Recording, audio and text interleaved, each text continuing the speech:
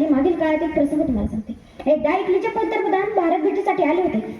तेव्हा त्यांना काही प्रश्न विचारले. तुम्हाला प्रेमाचा प्रतीक असणारा ताजमहल बघायचा की सोन्याचा प्रतीक असणारा गोल्ड टेबल बघायचा? तेव्हा इटलीचे पंतप्रधान म्हणाले, मला तुमचा प्रेमाचा प्रतीक असणारा गोल्ड टेबलही नाही बघायचा आणि प्रेमाचा प्रतीक असणारा ताजमहलही नाही बघायचा. माझ्या देशात ज्या राजाचा इतिहास शिकवला जातो ना, त्या राजाचा रायगड मला बघायचा आहे. आणि तेव्हा त्यांना सर्वजण रायगड बघायला घेऊन गेले. म्हणून मला तुम्हाला सांगायचं वाटतं, जगाच्या पाठीवर तुम्ही कोठे गेलात आणि जर तुम्हाला कोणी विचारलं तुम्ही कुठून आलात, तर अभिमानाने सांगा, ज्यांनी मरणाला इलाज आणि मरणाला जगायला शिकवलं, तसं छत्रपती शिवाजी महाराजांच्या आणि छत्रपती संभाजी महाराजांच्या भूमीतून आलं. मी ज्या मातीचा जन्मला त्या मातीचा रंग सावळा आहे. मी ज्या मातीचा जन्मला त्या मातीचा रंग सावळा आहे. छाती ठोकून सांगते मी शिवबाची वाघीण आहे. छाती ठोकून सांगते मी शिवबाची वाघीण आहे. जाता जाता एवढेच बोलायचं वाटते. देवाकडे एक फूल मागितलं तर देवाने अख्खी बागच दिली.